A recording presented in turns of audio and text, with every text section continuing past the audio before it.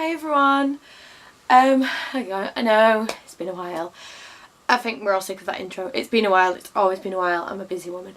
Anyways, today I thought we could have a little bit of fun and do another albums ranking video that if you've watched me at all you probably already know the results of, but it's fun and we can have a little chat and, you know, we can talk about bands that we love and it just keeps us talking about today Evanescence.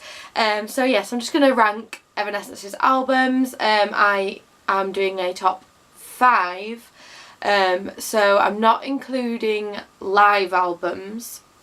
I'm including official releases plus an EP, but it's like a full album, and I have a weird edition of it, so it's probably not even the edition, but whatever, you'll understand because it's first in my list anyways.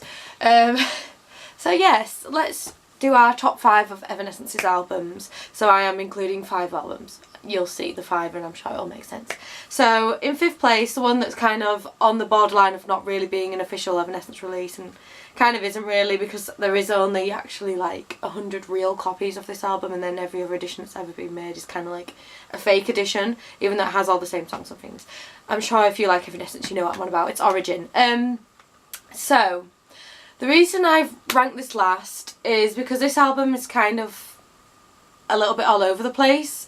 I'm not entirely sure what is the true track listing for this, because I have this weird edition which is apparently the 2003 edition. I don't know if that means anything to anybody. I'm not quite as like researched on this album really, just because it is one of those things where, you know, not many people have the real one.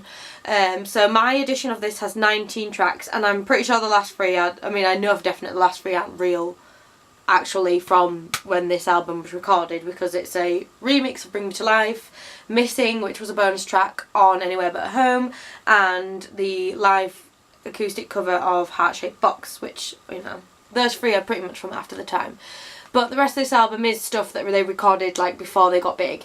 And anyways, the reason why this is the lowest ranking is simply because it was Evanescence finding themselves and kind of experimenting a little, playing around with their sound, trying to find out what works for them. So it's not exactly their best work because they're still trying to figure out what the sound really is. Like, it's quite experimental. So yes, whilst it does have some really good tracks, Lies, which I think is an Evanescence favourite, Even in Death is on here, and Away From Me, which I'm not sure if Away From Me is an official track from this album or not, but it's one of my favourites. But those 3 are definitely like the big standout tracks. Obviously, like, this, when they were actually really recording this was around the time that they were actually doing like My Immortal and things like that for the first time, so there is versions of those songs on here too. But yeah, I feel like most of the Fallen songs that were recorded in this time ended up being better, apart from My Immortal. Anyways, Vicky's offensive opinions when it comes to Evanescence. Yes, I don't believe Bring Me to Life and My Immortal are that good. Anyways, so yeah, that's just the reason why this is at the bottom. It's just not quite ready. Evanescence were still learning how to really be a full established band and sound. So yeah, Origin. So that's why it's a top 5, because I'm including Origin. The next 4 albums are all actual official released albums. They're not like a re-release like that one is. So yeah, in 4th place, this is probably the one that's going to upset people the most, and I'm sure that like the 5 people who watch me all the time know what's here, know what's coming. Everyone else is probably going to be surprised. It's Fallen. I know.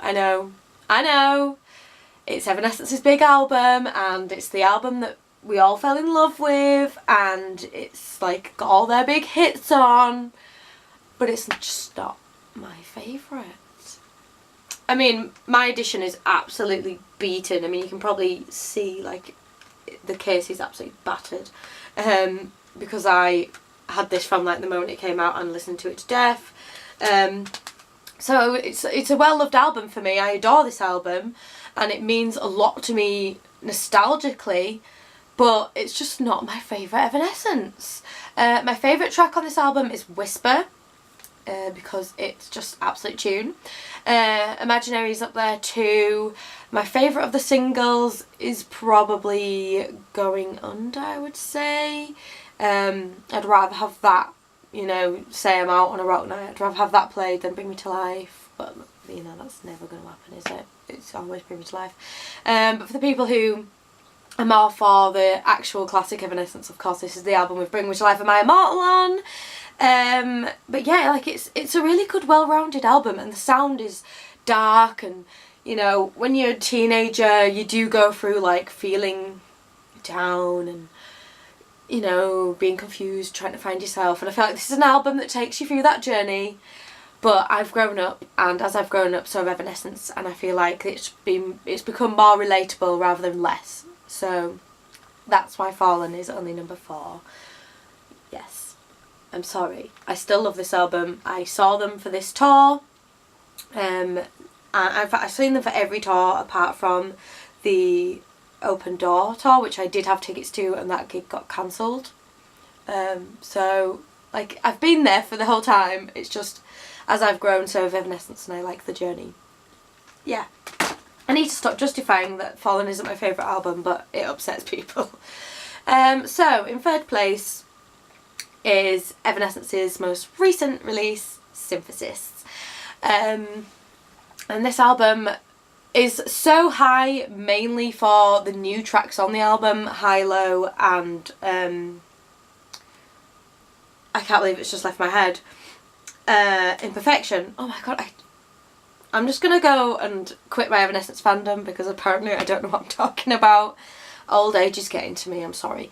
When I reviewed this album, I did actually say that this entire album was worth it just for the chorus of Imperfection, and I still stand by that point. That is one of the reasons why this is ranked higher than Fallen.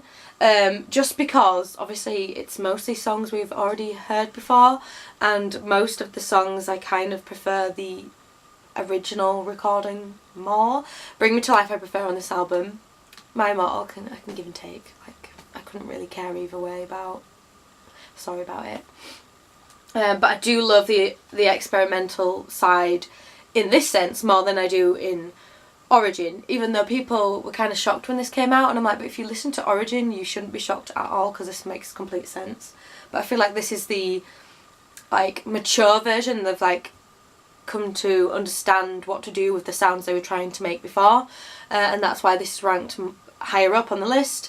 If this had had more new music it probably might have even been able to bounce to number 2, but it's only got 2 actual new songs and then some instrumentals, which not my favourite. I don't know how well you've known me musically on this channel, but I'm just not a big fan of instrumentals.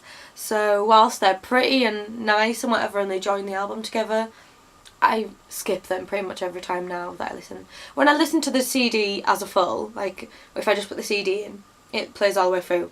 But like when I'm walking around with my headphones in, I skip every instrumental track. I couldn't care less in that sense. So that's another thing that kind of brings this down. It's got more instrumental than any other album.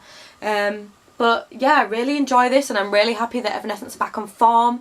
I'm excited to see if they bring out a whole new album, hopefully this year at a push. More likely probably next year, but then again I'm probably really wrong. There's some obvious rumour that it's out like now. I feel like I'd know about it if it was already out. Yeah, anyways, so that's the reason why Synthesis is kind of in the middle for me. Number 2 is an album that I feel like a lot of people were disappointed by, but I was like, yes, this is even better than anything that's come before. Obviously because it's so high on the list, and that is The Open Door. To me, how I kind of described this when people were saying that it wasn't Fallen, I was like, if you prefer instrumental, like if you are into a band more for the actual like instrumental, obviously there's lyrics and a vocal on top and that's fine, but that's your favourite bit, you'll prefer Fallen. If you're into a band for vocals, you'll prefer The Open Door. That's how I feel about it, because I feel like this is Amy's best vocal performance, hands down. Like even better than the album that's yet to come, which I'm sure you all have no idea what it is. Anyways, back onto this one. Your Star is always and forever going to be one of my favourite songs of all time. I love it. It speaks to me so much. And I think the singles from this album were stronger. Call Me When You're Sober, yes. Lithium, yes. Good Enough, better ballad than anything that came off. Actually, no, Hello. Hello might just beat it.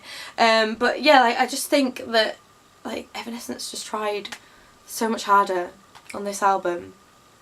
Sweet Sacrifice as well was a single, which is actually the best single. I'm just gonna go and retire. Sorry guys, I'm obviously shutting this channel down because I'm losing knowledge as I get old.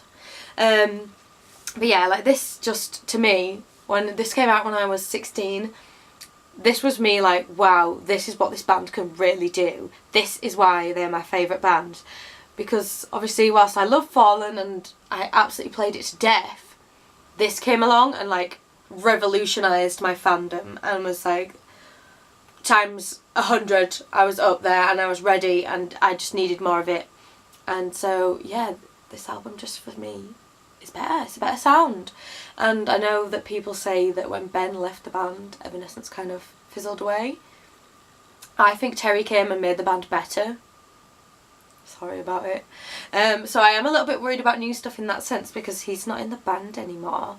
So I'm kind of waiting to see what sound comes without him. But I'm still hopeful because I know Emily is one of the best songwriters of all time, so I'm not scared in that sense. I know I like it, but whether or not it'll be a favourite is what I'm worried about, if you understand what I mean. Anyways, yeah, The Open Door. Thank you. And of course, number one, the album that means more to me than any other album in the world. And, you know, my favourite band is Epica, but actually emotional connection. This album, the Evanescence self-titled album, is just so important to me and is so shiny, and I feel like I'm getting light battered back into my eyes by this album. So I apologise if all you're getting is blinded, but I mean, this album, not only is it very pretty in the case, it is just a beautiful piece of art, and to me it's a perfect album. Yes, I did say Amy's vocal performances were better in The Open Door, but the lyrics of this album are what really speak to me and got me through quite a hard time in my life. Like I feel like this album came when I needed it, and it just helped me feel better about myself. You know, as much as people say like Evanescence is just some emo band, you feel all sad and depressed listening to them, this helped me so much, and I am so grateful for this album. It really does mean a lot to me. The Change is my favourite Evanescence song of all time. Like, I could just listen to that song forever. What You Want is my favourite Evanescence single of all time. Like that was the comeback song that they needed to release, and I remember when it came out, just that song was out, like we had to wait like a good 6 months or something for the album after that song had come out, and I went on like a 3.5 hour train journey where I listened to nothing but What You Want the whole way there, and then the whole way back for another 3.5 hours.